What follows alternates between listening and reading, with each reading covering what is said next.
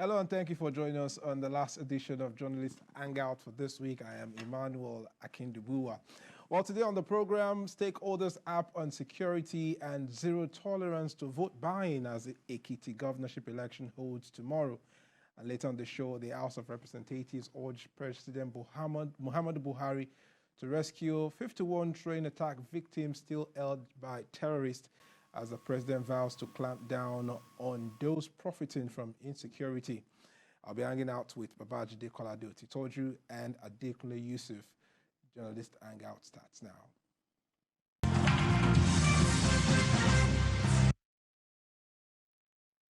Well, the 2022 governorship election in Ekiti State holds on Saturday, and the usual anxiety about election days come to the fore: insecurity, thuggery, and vote buying.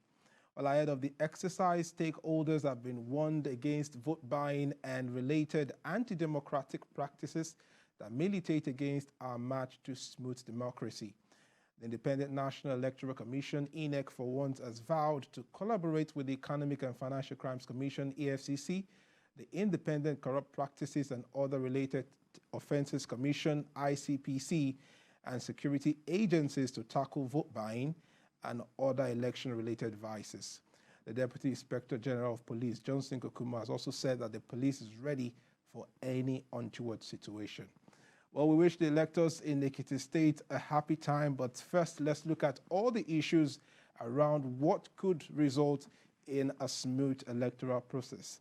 Well, Judy, the day is just 24 hours away from now. Ekiti State will provide a great test for what we're going to do in 2023. But of course, the issue of vote buying is becoming an ugly phenomenon that's now holding back our electoral process. How did we get here? Yeah, honestly, it will be dishonest to say it's only recently that politicians began to buy people's votes. But what is opposite, what is clearly the truth is that in recent times, politicians have taken the irresponsible behavior of inducing voters with money to giddy heights. In the 80s and the late 70s, yes, politicians would try to induce voters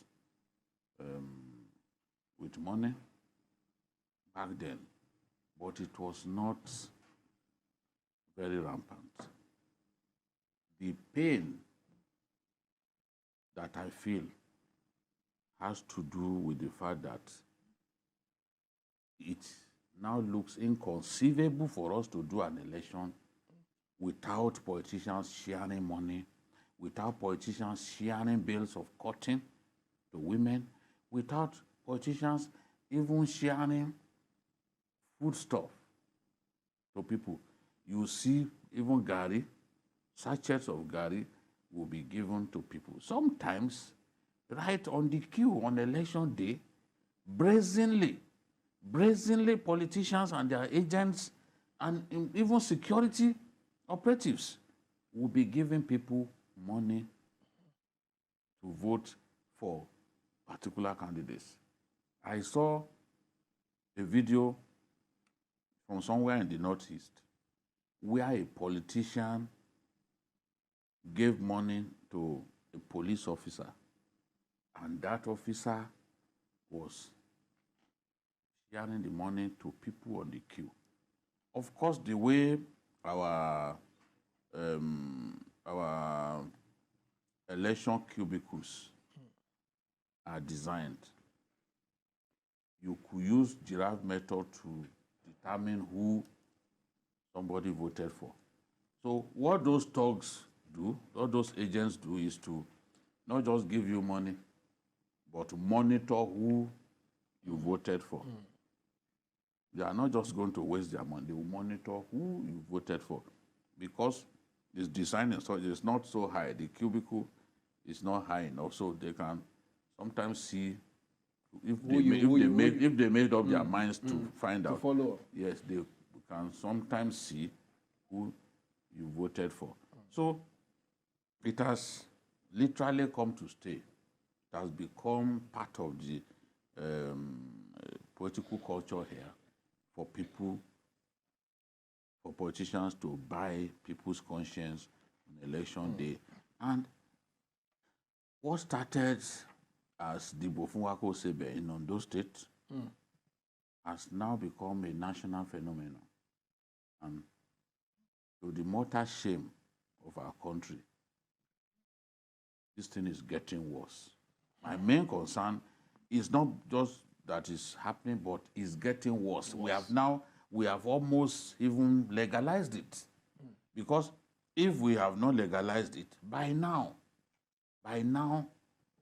people should be scared of giving money to people on election day to vote for them.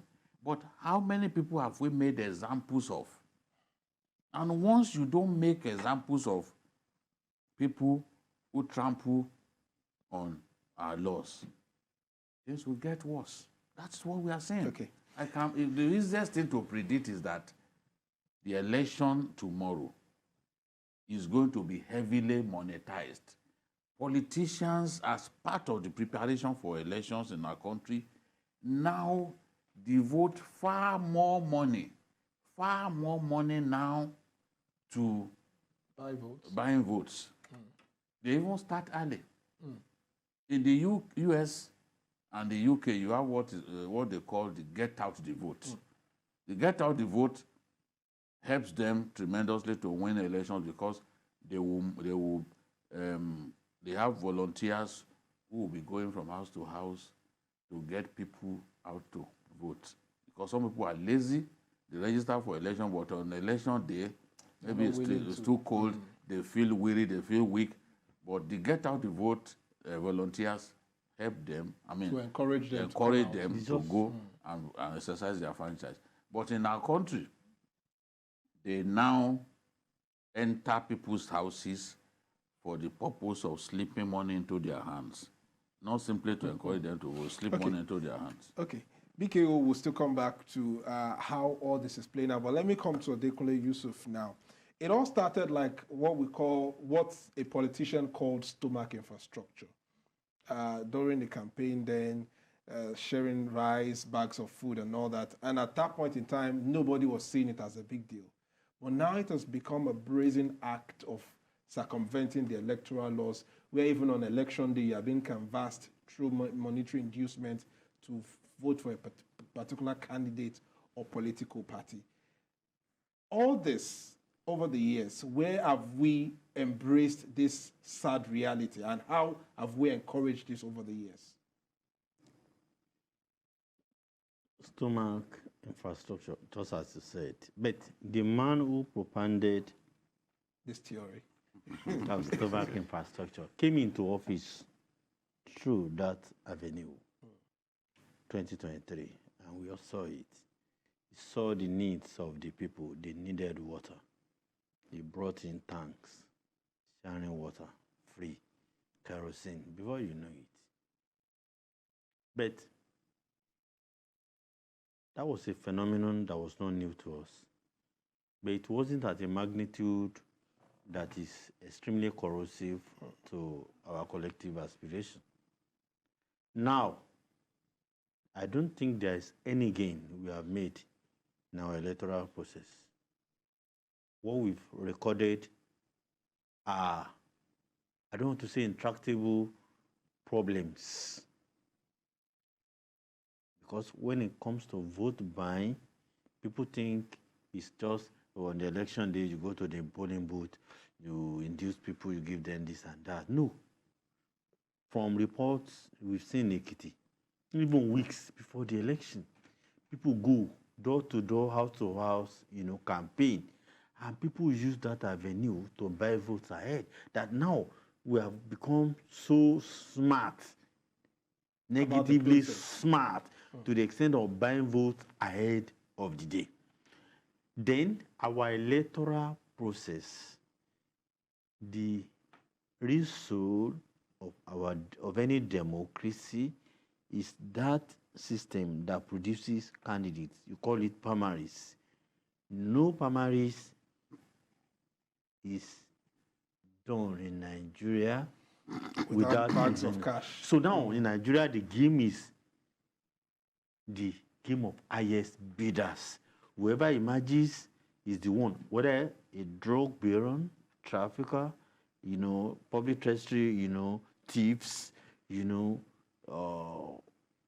whatever all kinds of shady characters with deep pockets and ability to deploy same to capture the minds of the people.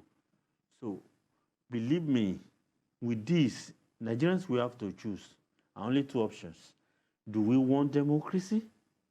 If we want democracy, we need to go the whole hog. Make somebody we want our candidate and our leader. Or do it based on votes. On the halo of, we can't say only Naira now because Naira is even becoming a useless it's not commodity now. It's a dollar and pounds.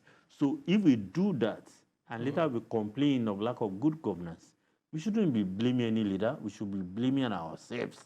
Because today, look at our delegates in all the primaries of major political parties. What are they doing? They are buying the base of automobiles.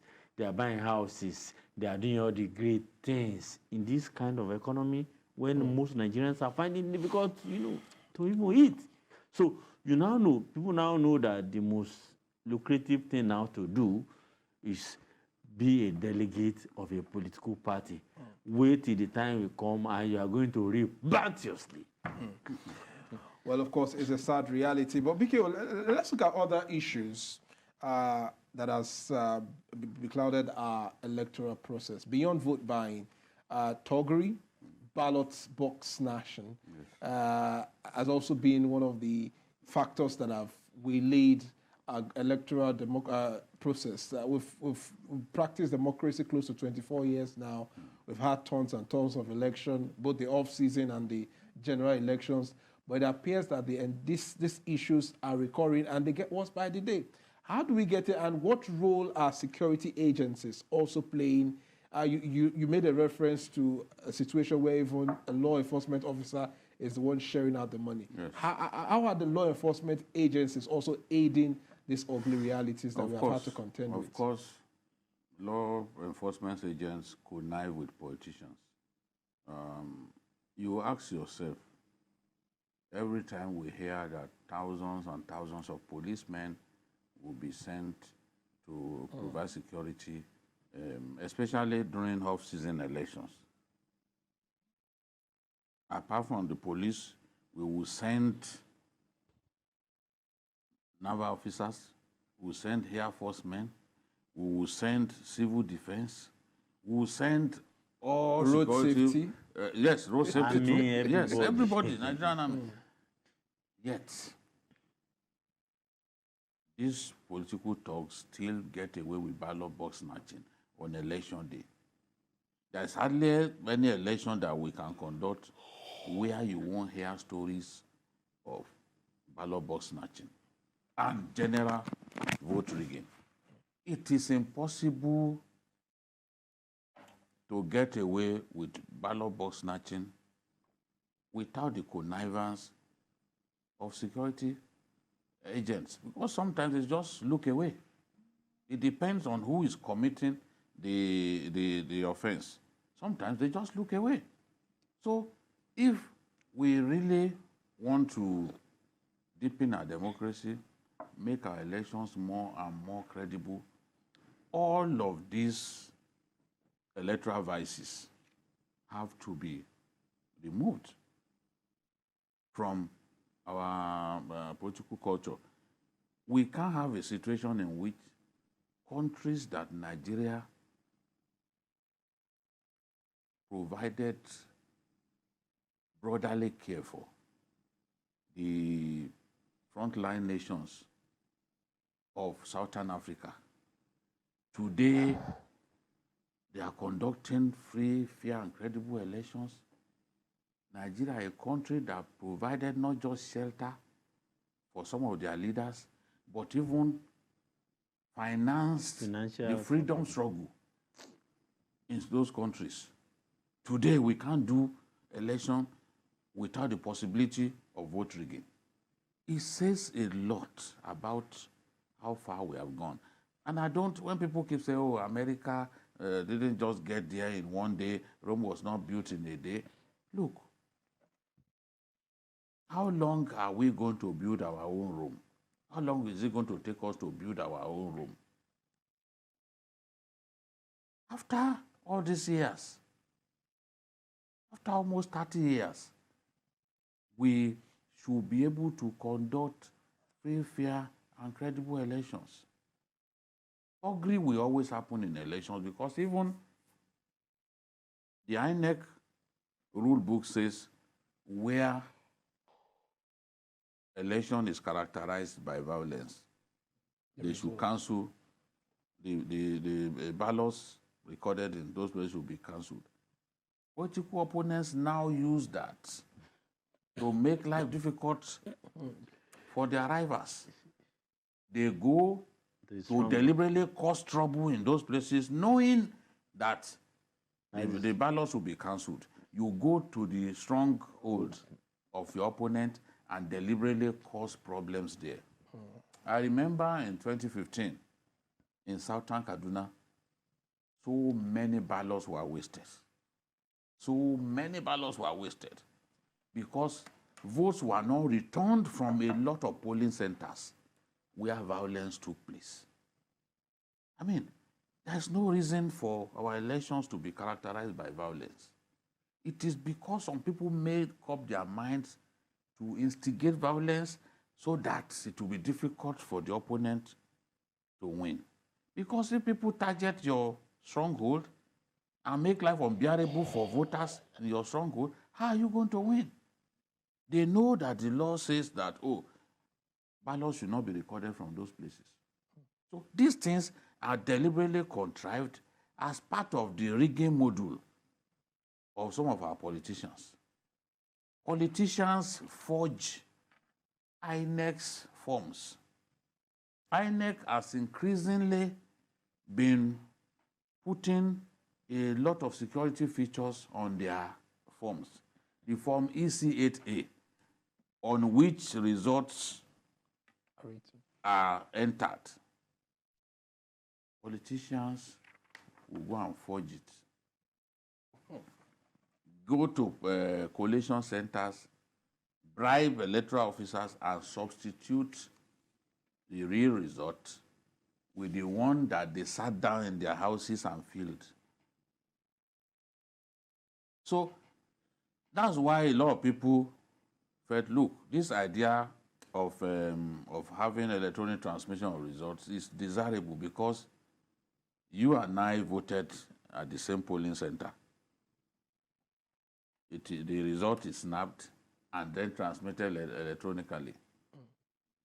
That way, the fear of INEC staff being hijacked on the way to the collation, the local government or state collation centers, and have their results substituted will not happen. Everybody will have it. You saw we used it in Ondo, we used it in Edo, and it worked fine.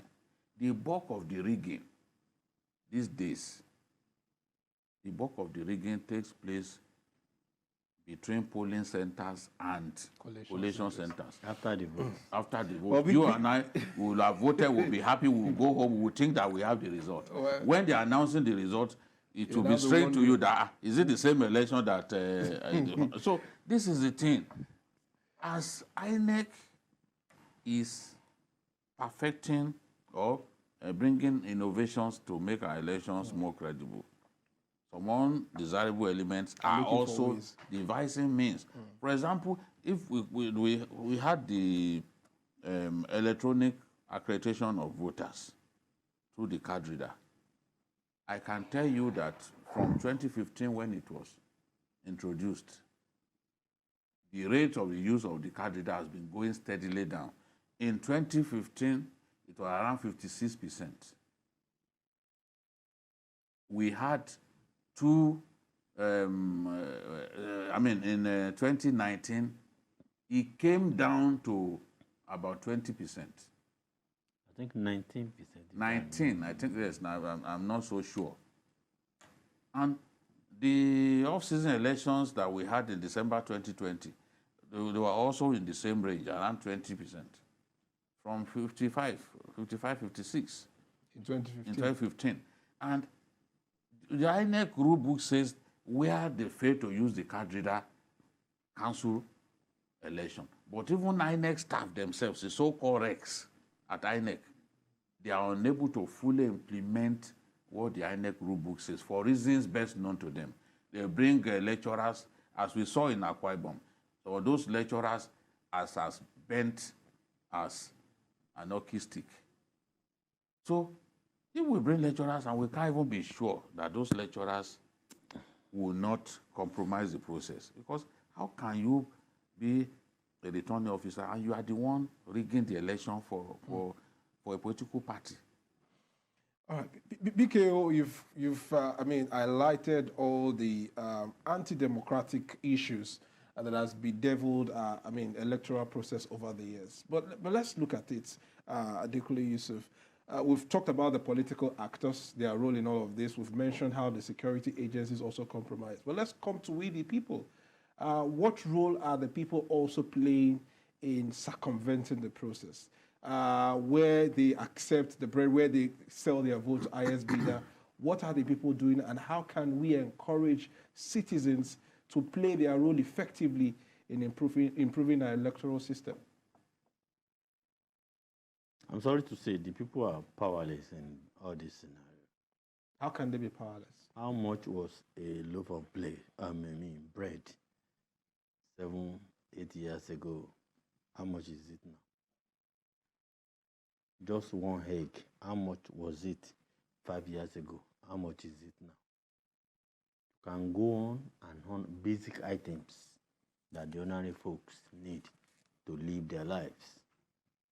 So is it not the same, the ruling class, the political elite that impoverished the voting populace, make them weak, so that at the end of the day, during election cycle, they will kowtow to the political landlords? How many people are able to eat 3 times a day in Nigeria today? The level of poverty in Nigeria is ungodly. And I don't think there's anybody in the political space who should be able to rationalize it. We need to be honest. So now, for somebody who has not eaten or fed his family for a day or 2 or 3, and you now dago dollar, as our big politicians now do, or crisp naira notes. We are human beings. Temptations, how many of us can resist temptations? When faced with hunger, extreme one, hopelessness, despondency, that fill the atmosphere now. So it's very difficult. I'm not trying to justify why Nigerian masses do this, but we just have to be realistic. Oh, you can't remember the last time you have new clothes on yourself, and one miserable but rich politician is giving you what can last you and your entire family, and you want to say no, we don't want to take the cloth. Or you have not eaten since then, bags of semo, as they love to do, rice or beans and other things. We need to be honest. We can blame the masses for accepting to sell their conscience, but it takes to thank God those who offer something are the ones we should concentrate on, because they come to public office, many of them, by buying their way, bribing their way. When they get there, they loot the treasury, and they use that to subjugate the masses. They know that with this heavy war chest, can browbeat anyone, muzzle their way through. So now, have we recorded gains in our electoral process? I would say no. Because what we produce now, or what we'll be producing now, is that the trophy does not go to anyone but the highest bidder. Whether that highest bidder is a drug baron, is an armed robber, a treasury looter, all sort of, shady characters that shouldn't have a voice in a decent democratic environment. That's what is happening in Nigeria. Let the National Assembly enact all the laws that anyone can enact, and let the president assent. We have made no progress if this matter is not solved. Because at the end of the day, all I know or what we should do is have cash, big cash, naira, dollar, pounds, enter into the political, cheat the system through primaries, then I emerge. That's the first stage. The second stage, face the masses as a Muslim man with cash, bribe them, win election. At the end of the day, I will recoup my investment. So that's what our space has become, is a space where the highest bidders rule. It's not good. I don't know the best way to go about it, because in any society where these things start, I don't know of any society where we have this kind of thing at this magnitude. And I'm afraid. It's really. Whose votes are bought the way they are bought in Nigeria. I can't think of. Sometimes when we talk about Senate crimes and all that, some people want to kill themselves about that. If things are happening in your country that you do not like to see, you have every right to complain about it. That's how to build a decent society. You can't build a decent society when you see things that are wrong and simply behave that those things are not happening because you don't want to be seen as critical of your country. Can anyone, for example, say that he's happy about the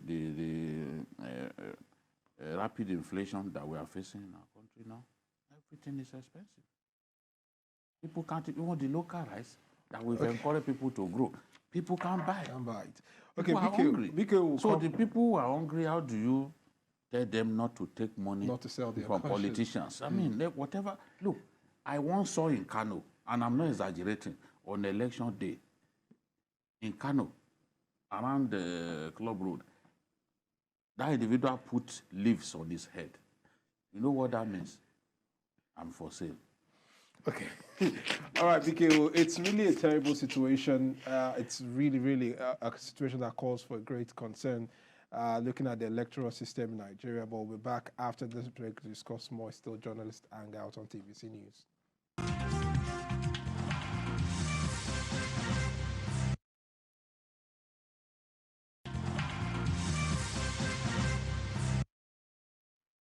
Welcome back. It's still Journalist Hangout on TVC. Welcome to the program. We're discussing the election in Ekiti State. We're looking at the issues that have set our electoral process back in Nigeria in the last 2 decades or more. Well, Baba Kolade Otitoju, let's talk about the options the citizens have tomorrow and what are your expectations. Let's leave out the candidates. They've done all they could. They've give out their manifesto, whatever way they want to. But what is the attitude you expect from the citizens in Ekiti State tomorrow? Well, I expect the citizens to conduct themselves peacefully. That's my expectation, but I can't give a guarantee that there won't be violence, because even in the campaigns, during the campaigns leading to the election, we've seen, we've read reports of violence, just campaigns, both in Osun and Ekiti. There have been reports of violence. as detailed by Yaga Africa. So if we are already witnessing violence before the D-Day, then you can be sure that on election day, there won't be pockets of violent eruptions here and there. We don't want to see it. But again, it is in the character of our political process for this to happen. Even during registration of people, you can experience violence. Those people registering for the election, you can experience violence. So people's billboards get violated, get destroyed. Is still part of what we see that show that we are still backward democratically. My own concern is that with every passing election, we don't seem to want to discard these aberrant behaviors that we see. I call them aberrant behaviors because in other climes, apologies to those who don't like it when we say in other climes, but you will keep hearing it. In other climes, they don't break people's heads on election day. Elections in some countries are just like carnival. People will be happy that, yeah, as voters, at least once a year, this power comes to us. We reserve the right to remove anybody who has not served us competently from office. So the voter expresses joy on election day, the kind of joy that he doesn't experience on normal days, because that's the day when he uses the power in his hands, has the power to vote people into office or even remove. If our electoral process does not improve, if our elections don't become more and more credible, we won't be able to produce quality leaders. We could produce quality leaders in snatches. We could produce quality leaders by chance or fortuitously. But only credible elections that put power firmly in the hands of the ordinary voter can deliver good governance on a consistent basis, can deliver the right people to serve us. Because when people realize, when people in government realize that they can be removed if they do not serve the people, they can be kicked out of office if they fail to work for the people, they will sit up and begin to work for us. And you will begin to see progress, real progress. Look at Botswana. It's an African pride. You can't go and rig an election there. I mean, don't even talk about it. So how come here we still rig elections? Look at South Africa. I like giving the example of Ghana. I like giving the example of what happened at Nelson Mandela Bay during the municipal elections in South Africa. Nelson Mandela Bay is where some of the biggest heroes of the apartheid struggle were raised. But the NLC was defeated in the election. And they didn't rig it. They didn't say because, we are the ruling power, we are the dominant power here, therefore we will not accept the result. They were defeated, they took it on the chin. That's the way it should be. What we keep seeing is, in a given state, the ruling party wants to use every means possible to retain power. That is not good for anyone. If it keeps happening, we will not improve. Absolutely. Well, in wrapping up with the elections in the Ekiti state, Adekunle Yusuf, how will the elections in the Ekiti set the tone for the general elections? We're just about 6-8 months away from the 2023 elections. The political process already on, parties already choosing their candidates for all positions. But the Ekiti elections, and maybe by extension the Osun State election, can be a litmus test for how ready we are for that 2023 general elections. What are your expectations from the part of the electoral umpire, INEC? What are the measures you're expecting that they should put in place which can be tested with this election? And for the security agencies as well, what are the things you expect, and how can this election be a litmus test for what we should expect in the 2023 elections? Well, in the last year we had an election in Anambra State. Despite reports of vote buying, influence of money, but there was a community that said no, we would vote according to our conscience. Ekiti is a land of, they call it a land of honor. And if I'm to say, the most educated state in the country, not just in the Southwest. I don't know of any state that has produced more enlightened minds, you called professors, than Ekiti. I want them to set the example, set the tone that the desperate politicians will always be around, the money bags will always be around, but we, the people, will know what we want. I'm not saying people should collect their money or whatever, but they should vote according to their conscience. Whether that conscience aligns with the candidates from the ruling party or any of the opposition party, they should decide. Shouldn't let any big man, any political landlord, any money bag decide for them. I will be extremely happy if Ekiti, where they tout themselves that Uleye, that is land of honor, if they can set the tone tomorrow so that Osun can follow, and from there we set the pace for the entire country. Absolutely. Well, let's remind our viewers that TVC News will have a full comprehensive coverage of the elections in Ekiti State on Saturday. That's tomorrow. So join us from 7 a.m. in the morning when the accreditation of voters starts. TVC News have a panel of analysts who will be reviewing events. We have our correspondents on ground as well across the state to give you updates from Ekiti State as the election progresses. Well, it's still TVC Journalist Hangout. We're back with more after the break.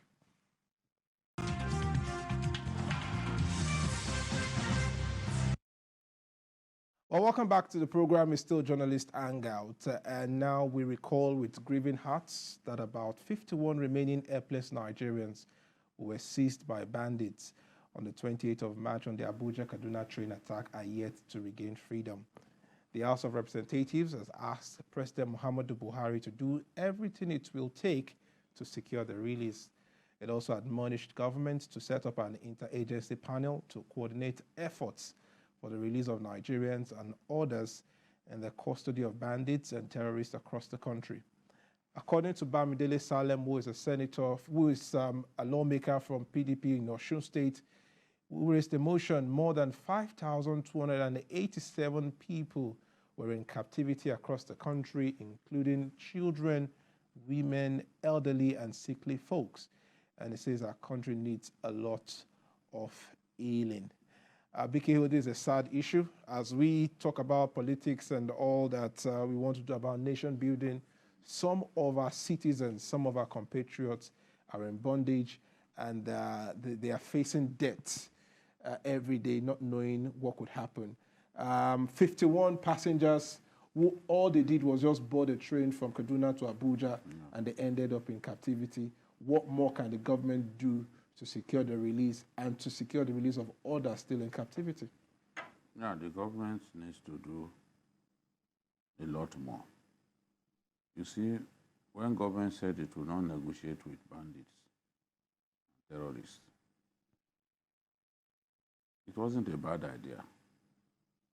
But what is the option?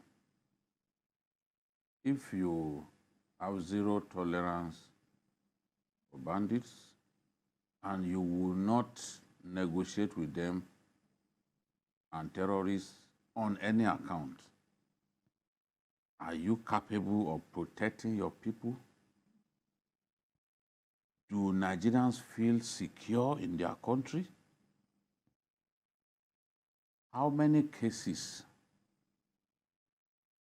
of rescue of kidnapped persons have you recorded? Does it really happen here that, kidnappers then will be stormed and their victims will be released without being hurt? When the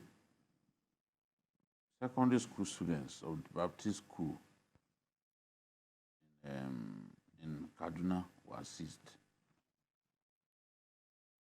my heart sank, because these are kids taken away, and for months they were in captivity. The Nigerian Baptist Convention spent more than 100 million to secure the release of those children. Government never got involved. The same thing is true of the families of the victims of the attack on Greenfield University, also in Kaduna. Those university students were kidnapped. Some of them were killed and raped because one of the bandits arrested said they first raped them before taking their lives. What did we see? Some parents sold their houses. They had to raise 80 million. These days we talk about money being paid as ransom to bandits as if it's just chicken change. 100 million, 120 million gets paid to bandits in our country.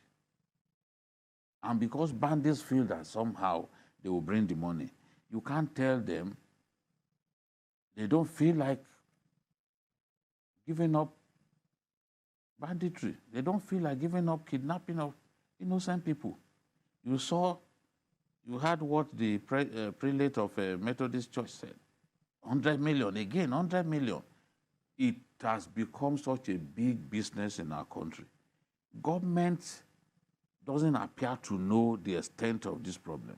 You know, we have been talking about this for long. Some people simply ignored us. They called us names. But see where we are now. When I warned that Boko Haram had moved into the Northwest, somebody went on social media and was abusing me when I said that the kidnap of government secondary school, Kankara boys, was masterminded by Shekau. They called me names. They said, no, Shekau has been restricted to the Northwest. Today,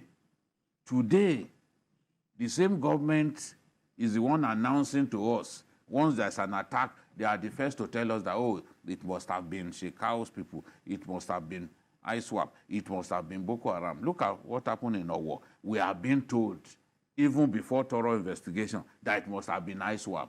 Oh, but we were trying to deny before that ISWAP had indeed spread its tentacles beyond the Northeast. When we leave a problem unsolved and continue to live in denial, when we continue to live a lie, the scope of the problem gets expanded. The enemy begins to feel that it's unstoppable. Do just any interview, I don't know if you speak Hausa or you understand a bit of it. Reach out for an interview conducted by Bello Turji, the bandit leader, straddling the Katsina and Zamfara area. He speaks with authority. He boasts. I was telling someone about even Dogo Gide, who controls the Niger state area and some parts of. So they have their enclaves now. Every in bandit different has his parts own area. If of they the don't do country. that, they will be constantly killing one another. They still kill one another, but because you have your own area, so you don't want to cross. The bandit leader in the Shimfida area, Jibia area, is the man called Dangote. I once interviewed some of his men. He's still there in Shimfida, but now very ruthless. 2 times now he has killed Nigerian soldiers. And they've not taken his head. Ideally, when you kill a soldier, they should be able to bring your head on a platter. But that has not happened. So when Truji and Dogogide are boasting, it's something that can make you shed tears, that bandits are speaking like they own our country. Dogogide was told, he told someone to go and bring 700 million. The guy said, where am I going to get it?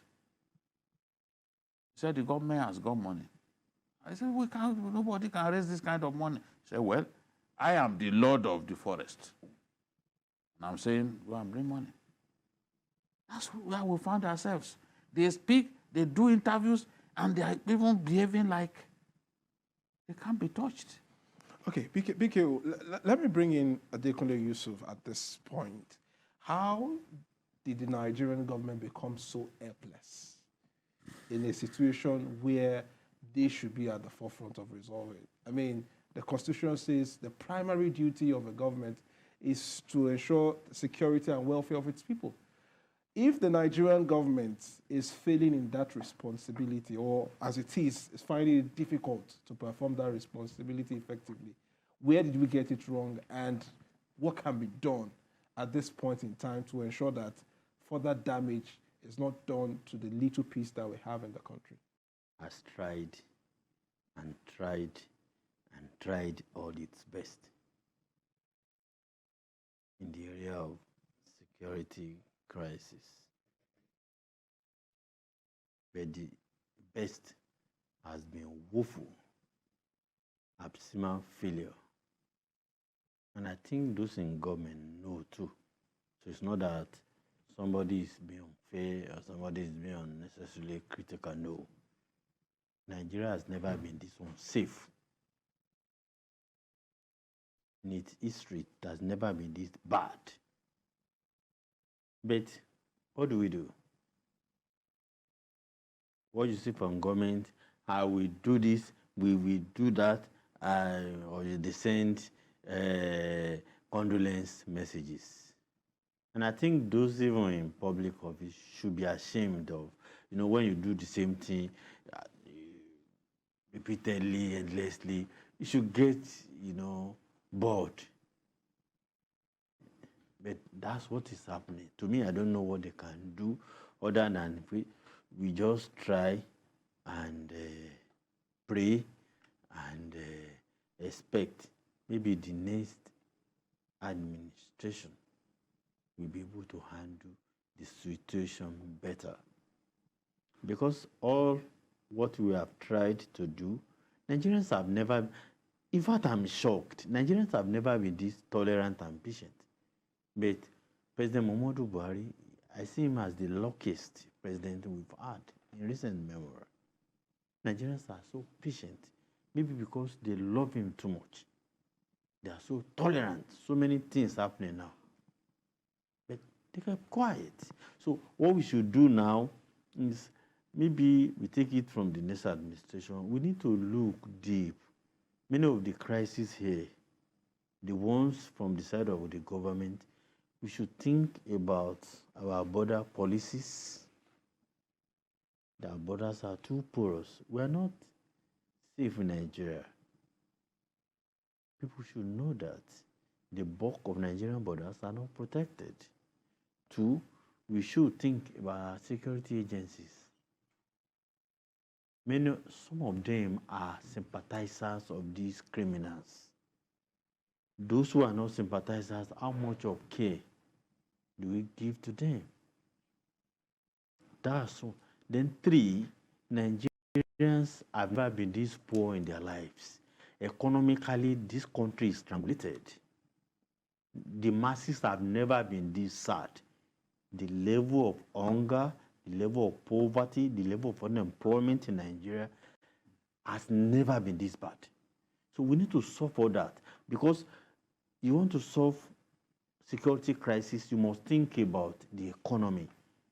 It will be extremely difficult, if not totally impossible, for anybody to lure you into crime activities. You won't have the time. You are busy. Your head is busy doing positive things than to start holding clandestine meetings to do, have, negative things against anyone or your society. So if we go to a level that many Nigerians are positively engaged, you get my point? Then you go deeper, the policies of government. We need to think about the people. They are the owners of Nigeria, not government. So when we do things that Nigerians matter first and foremost, a lot of things will continue to change. From what I've seen in the past few years, those things are not happening. And you see, in Nigeria today, you are not running a country of inclusiveness. What am I saying? When a section of the country or some sections of the country are crying of marginalization, come on, in this age and time, what you should do is to bring everybody on the table. Everybody has his or her positive, energies to contribute. Let's bring stuff on the table. Then we harness the best aspects of every group. Okay. That is not happening in Nigeria. Well, of course, that's a journalist hangout for you. We bring all the issues and, of course, lay it on the table for you, our viewers, to make sense of it all. As we wrap up on the show today, final words from you, BKO, on the elections. Yeah, it's been a frenetic campaign for the three dominant parties now. Three dominant parties, because SDP has come into the game, and people are talking about it. So I expect a very interesting election. Okay. All right. Interesting election. Final word from you, Dick. Let the people's will prevail. Let the people's will prevail. Okay, of course, like we said earlier, TVC News will give you a comprehensive coverage of the elections. Just join us throughout tomorrow as we open our studios from 7 a.m. to capture all the moments from the governorship election in Ekiti State. That's all on Journalist Hangout this Friday. And join us on Sunday from 1:30 p.m. to 3:30 p.m. for a robust package of Journalist Hangout on Sunday. We are also on YouTube at youtube.com/TVC Nigeria. I'm Emmanuel Akindobo. Enjoy your weekend and God bless Nigeria. Bye for now.